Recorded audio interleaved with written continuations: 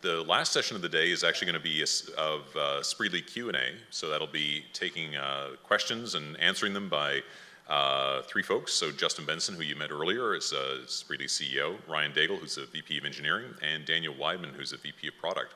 Like I mentioned before, for this Spreedly Day session, feel free to drop me an email, pm@spreedly.com, and I'll be able to ask questions directly to them. Or, as before, if there's questions that you'd like to ask just by walking up to the mic, then feel free. Wow. No culture questions, please. Yeah, don't they look comfy? That's great. And there will be many gateway questions, gateway jokes too, I guess, if we can have some. I know that Justin Wheeler is a good one. So anyway, so let's kick it off, and maybe you can just give a quick introduction for yourselves, if you don't mind, just to put a name to the face. I'm Justin Benson, CEO of Spreedly. Hi, I'm Daniel Weidman. I'm VP of Product for Spreedly.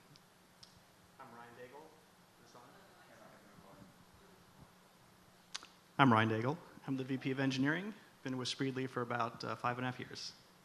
You can get this one. What about this one? All right. We're going to juggle. We got that worked out. That's great. Teamwork. Yeah. Love it. So Ryan, I guess the first question is for you. So how do you expect Spreedly's infrastructure to evolve over the coming year? Over the coming year. So I think there are three things that we are looking to do with the infrastructure over the coming year. One is to have greater scale and capacity. The second would be to have a wider geographic footprint. And then the third would also be improved developer productivity. And that's kind of internal developer productivity. So I don't know how many of you were here last year, but we may have mentioned at the time that we had kind of kicked off a migration to the public cloud from our current infrastructure. As many of you may have experienced, that is a migration that doesn't always go quickly. So we're still doing that thing. But we're kind of zeroing in on the final stages of that. And so I'd certainly expect within the next year that we could make that transition. And so having access to the public cloud infrastructure gives us greater scale, greater elasticity, and also makes it easier to spin up new geographic regions. So that's what I mean by kind of widening our geographic footprint. That's distinct from data locality. Data locality is, there is some infrastructure concerns with that, but it's also a larger product question. And it's a bit beyond our kind of 1 year horizon, even though it is on our map and is something that all the changes I've just mentioned kind of lead up to that and support that. And then the last thing I mentioned was developer productivity. So again, with the new tools that we have access to in the public cloud, how can we leverage those tools to make our internal teams more productive in their work? And so hopefully, that would result in greater product velocity and just better function of the internal technical teams. I think that's it. Great, thank you.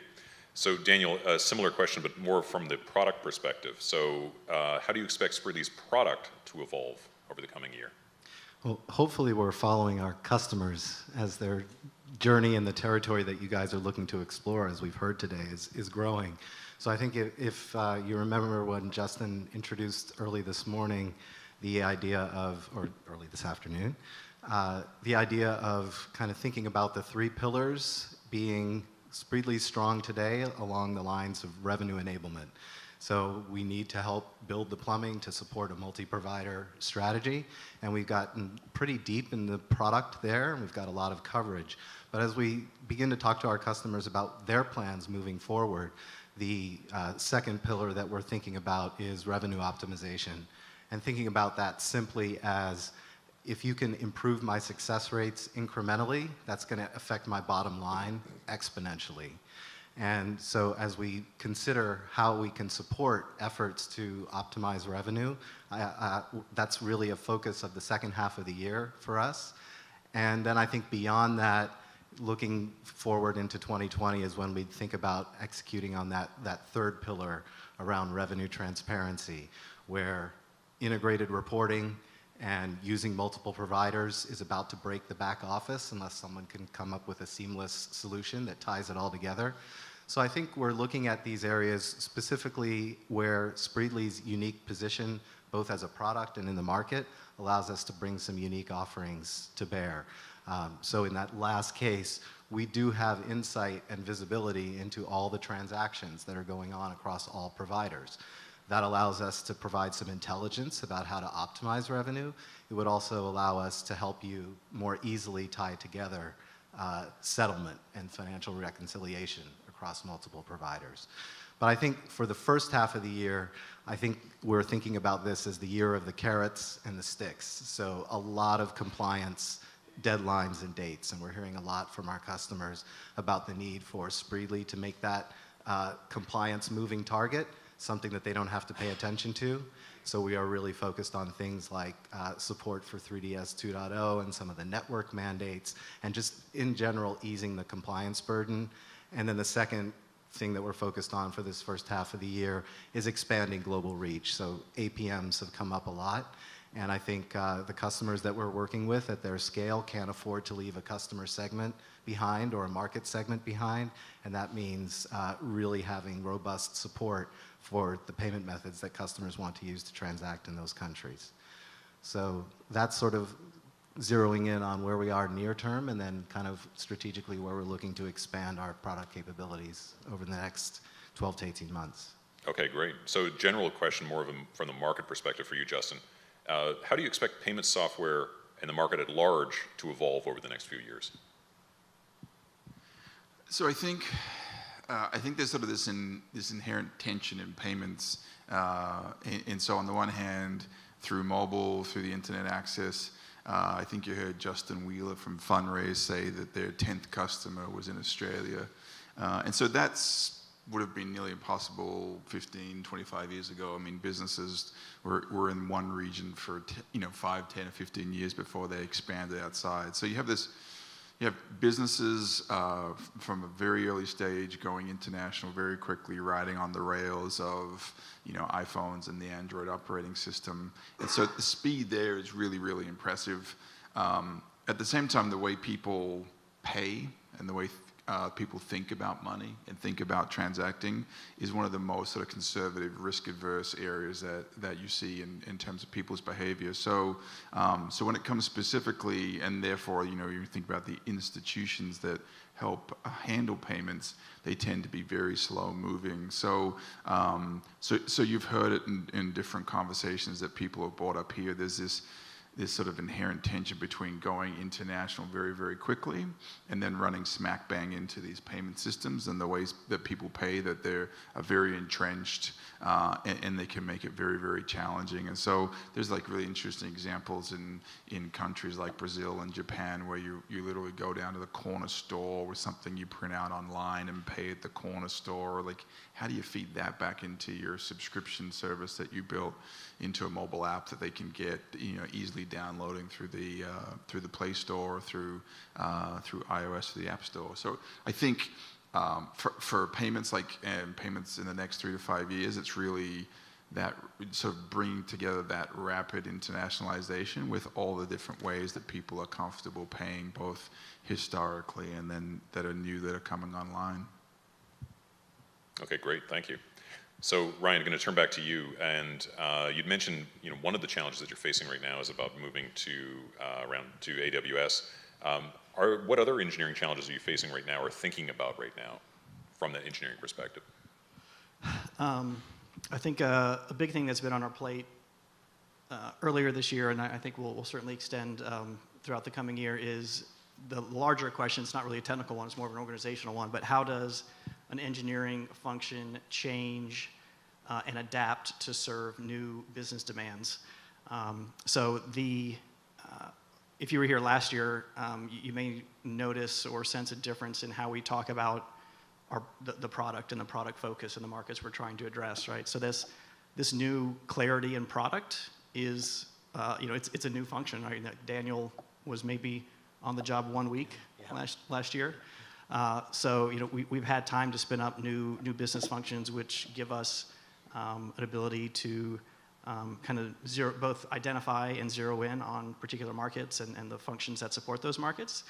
And so we now have a new stakeholder. We, being engineering, has a new stakeholder within Spreedly that is providing us input and that we are working with. And so as an organization, you would not expect, or as a department, you would not expect for engineering just to remain static through the course of the last several years while the business itself and the marketplace and whatnot has changed. And so, we kind of had some internal structural changes that we went through recently that creates some gaps. It also creates some opportunities, right? So managing that change at a kind of a structural level is something that we've been doing and I think we'll continue to do. Thankfully, if you were here for Ruth Ann's discussion, her lightning talk, thankfully our engineers and our teams in general kind of think about and attack and have an interest in process and structural changes. They kind of think about that with the same rigor and interest as they do technical challenges. So I think we're really well set up to kind of navigate and continue to evolve that structure. But it definitely takes some time, it takes some thought, takes some settling. And so I think we've got a lot behind us in the first quarter of the year, but as we expand and we have just organic growth as well, as Justin mentioned earlier, we've hired, I think, 15 people in the first quarter, which is as a percentage basis, that's quite a bit of the company. We have a lot of hiring left to do as well. So natural organic growth on top of internal changes and new functions, that's a lot to manage. And so I think that's one of the big things on our plates for this year. Great. So just a reminder again, it's pm@spreedly.com, so please keep those questions coming. Daniel, we just had a customer panel up just a moment ago. So what about customer challenges in particular? What are you looking to address now and going forward? Well, I think the exciting thing is we're starting to hear some common themes converge, both with our customers and then with the market at large. And so for us as a product team, as a product organization, we've always got our ear to the ground looking to figure out what's the current state of play today that's painful for our customers and where do you want to get? What's the outcome that you want to drive? We're less focused on which tool in the toolbox, which chisel is the right solution. And I think we've now got that clarity on what that journey looks like.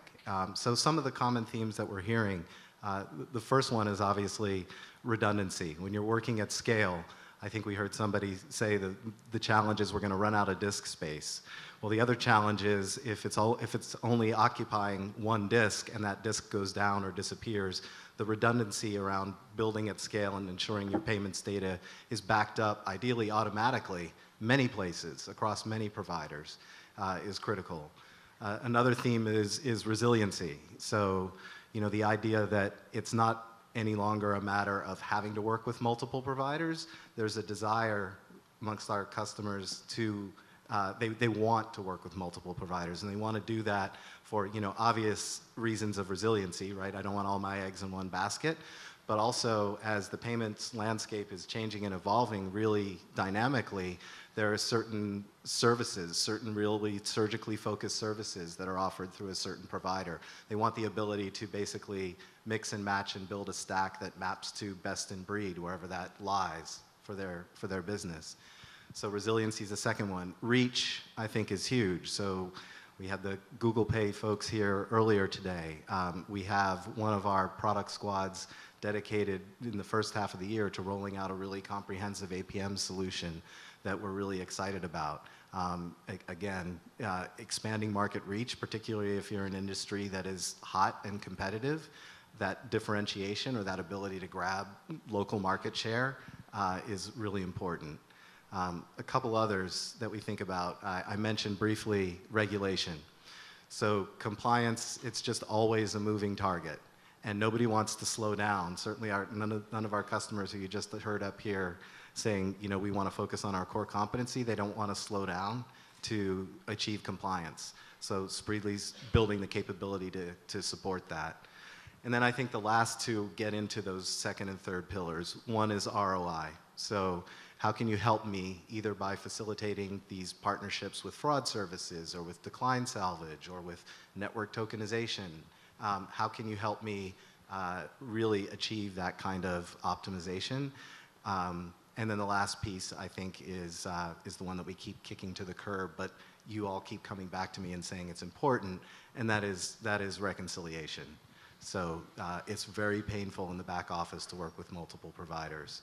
So I think really the challenges that we're looking to address are closely mapped to those themes and those outcomes that our customers are telling us they're trying to drive. Okay, terrific. So we actually have quite a few questions coming in now. Would Spreedly ever consider being merchants have difficulty establishing a relationship with acquiring banks. So would Spreedly ever consider being the merchant of record or acting as a payments facilitator? I think never say never. It's not on our roadmap today to do it. I think one of the ways we sort of answer that question is think about us as a technical platform that enables you to do payment transactions and payment processing, but we're not here as a business partner. And when I think about sort of helping someone establish or acting on their behalf as the merchant of record, that's really facilitating with the business side of the payments. Many of our customers have said we really like church and state. You know, we want to go and manage those relationships, manage, and optimize those relationships, and expect you and rely upon you to be, you know, the technical excellent partner there. So, it's not on our roadmap. As time changes, the market changes, our scope and our vision and the value we bring changes. So there's a possibility in the future, but nothing short term. Great. What's Spreedly's plan for network tokenization? Yeah, so I'll take that one. I think network tokenization is one of those tools in the toolkit to help with revenue optimization. I think it's a really interesting tool, tantalizingly so. Certainly the networks are pushing favored nation status onto network tokens, and so we're closely monitoring and talking with the networks about the potential there. Again, I think it always comes back to what's the concrete business use case that this is going to serve. So for example, could network tokenization one day actually replace account updater? You know, can I have an evergreen payment method that that Spreedly could vault and store and opportunistically use where and when you can for me? I think that's a really attractive possibility and one that we're keeping an eye on. As with any new technology, standards and protocols are important. So the fact that, you know, when we're talking to the networks, EMV Co is working on a unified spec, which, you know, makes Ryan and our engineering team drool. You mean we only have to integrate this thing one time because they're all going to play nicely and use the same spec? One can hope, but my guess is that we'll probably end up looking to and needing to integrate individually. But again, that would need to be in service of a really compelling use case, like account updater, or like adoption on the bank side picking up. Right now, the early stats are really promising. You know, we've seen some stats from Visa and MasterCard about increased success rates, reduced fraud. You know, and as I mentioned, kind of favored nation status means your fees are going to go down. That's great. We also need to ensure that we're making good on our promise that the features that we really focus on are available and work globally. So, you know, depending again on the level of bank adoption, I see that as a target that we could take. But very much within that same swim lane where we might take a look at network tokenization and then also take a look at something like building some intelligent routing based on our 360 view of the provider ecosystem, and decide, you know what, this is a better tool for today than that. So it's definitely a candidate and one we're keeping our eye on in that swim lane there. Great, thank you. What are your thoughts regarding Spreedly and wallet solutions in the market? Ryan? No, I'm just kidding. So I think there's a couple of different ways to answer that. One, wallets can potentially be customers for us. You know, the very idea of vaulting and routing transactions can be helpful to them. Secondly, they can be payment methods that customers want us to support. That's probably the context that the question's being asked in. Then I think that falls under the APM, alternative payment methods umbrella, where some of the wallets, particularly in other parts of the world, PayPal here for sure, but in other parts of the world are very popular, the default type of payment method. And we're looking to add support for them as we grow. I think, you know, a couple of other panelists alluded to the fact that nearly everybody builds their application and their payment flow, certainly in the US, around credit cards and these assumptions around what they can expect back, immediate authorization, immediate capturing of funds. And so when you start to move out into the wallets, it can be, not just from really our perspective, but from the customer's perspective, if that wallet doesn't act or starts to deviate quite a ways from the way a credit card works, it becomes a real problem in their flow overall. If you're, you know, if you're authorizing a payment for a car ride that's about to happen, you know, if those flows don't work, then can you really support it? And one of the earliest ways we saw that was ACH in the US, where merchants would contact us and say, you got to support ACH, it's so much cheaper, and we'd say, sure, but the customer can claw back that fund anytime in the next, and it's like, oh, wait a minute, maybe I don't like that so much. So, so it's part of the APM strategy and solution that we're rolling out, looking at wallets. But I think there's still a lot of questions that our merchants have to kind of answer in terms of the flow and whether, you know, how much of a rewrite or what they'd have to change in their own payment flows to work with those wallets. Great. So this is more of a product question. So how does your product roadmap evolve, and does it focus on serving the end customer, given, you know, many of these customers are B2C, and that there's many evolutions in payment tech for B2C, or are you focused more on that B2B side for innovation? B2C versus B2B. Right. So which, where do you focus your attention? Is it serving the end customer, so a consumer side, or is it more, do you look at B2B folks? Yeah, well, I think principally we're focused on B2B. I think that, as you've heard today, we've got a lot of customers who are kind of fast-growing enterprise commerce companies. We've also got, you know, customers who are marketplaces and platforms, and there are different needs there. But really, from a product perspective, we're taking our cue from our merchants. They're a very good proxy because they've got the data and they've got this horse in the race to feed us the consumer requirements if they're building software for consumers. But I think we are and have always been about facilitating payments infrastructure for businesses as they build out their capabilities there. Okay, great. Do you have plans to add support for card-present transactions?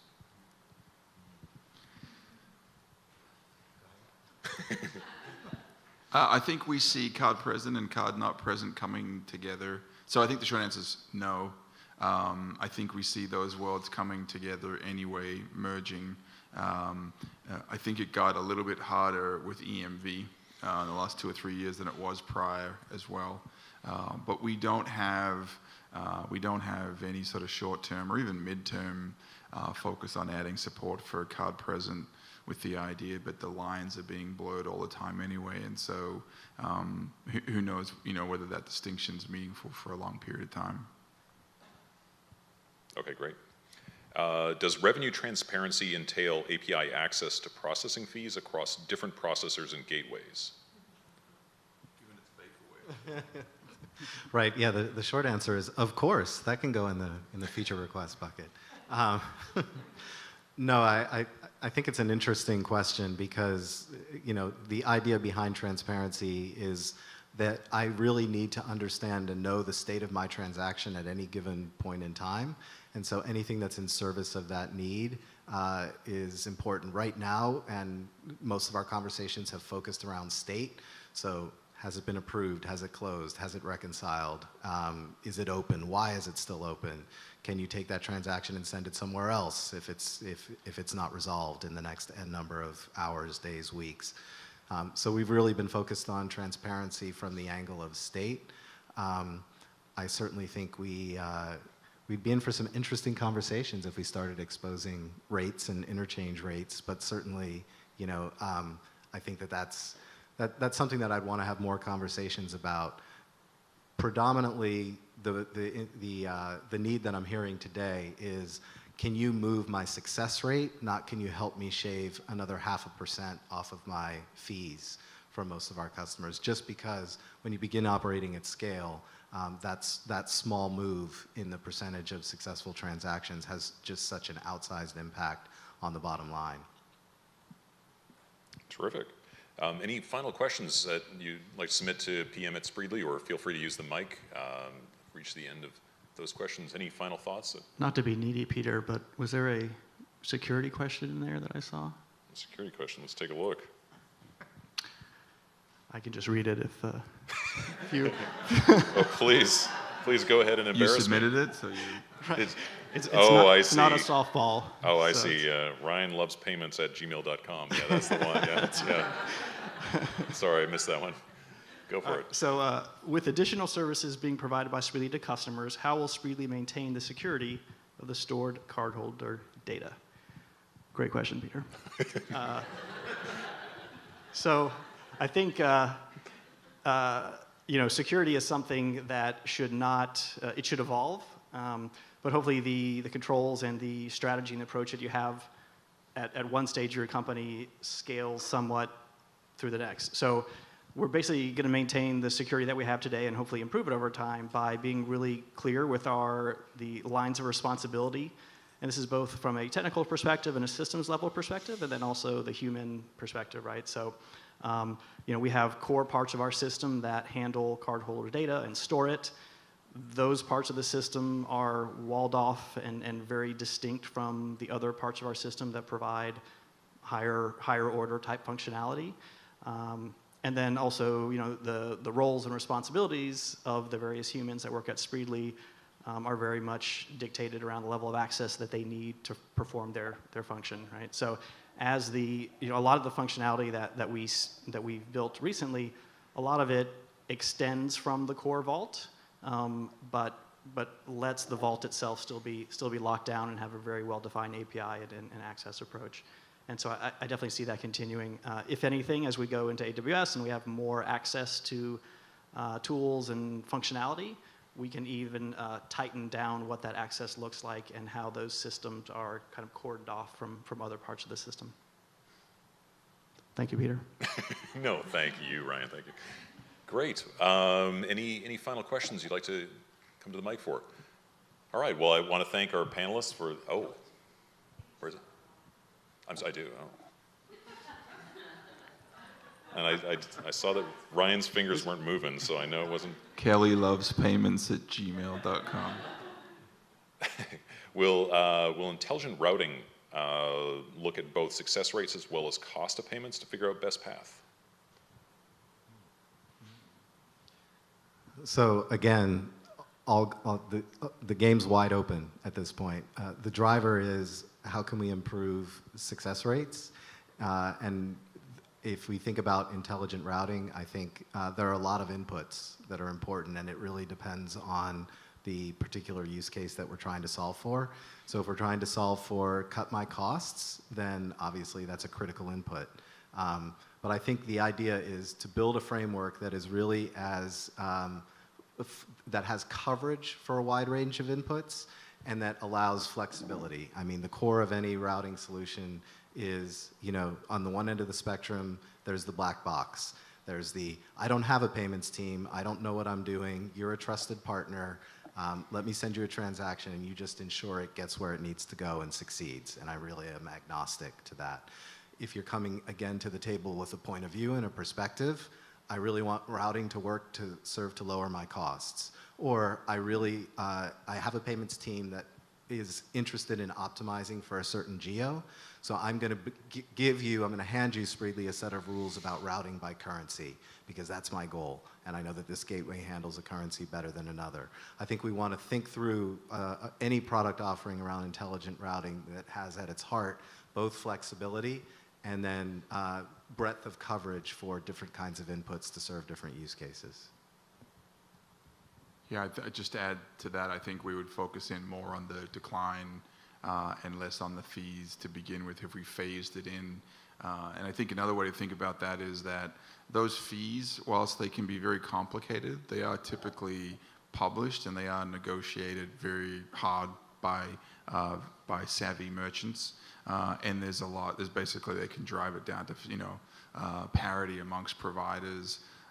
There's very little visibility into the performance of the gateway once you get upon it. And we've seen in the data, especially different regions of the world, 2, 3, 5, maybe even an 8% difference in a success rate. So a merchant's coming to us saying, I could kill myself trying to shave off some more basis points, but end up with a payment provider that's 2, 3, 4, 5%, poorer from a success rate perspective. So that's really where it makes the most economic sense for them out of the gate.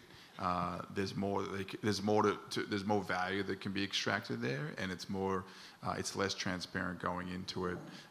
Most merchants, that get to a certain scale feel pretty good about negotiating rates, but never really know what they're getting until they start. And I think Bronson talked about that in terms of their experience in going in country and lowering decline rates, and obviously that's stuck with him, and we see that a lot with people, that the impact is measurable. Terrific.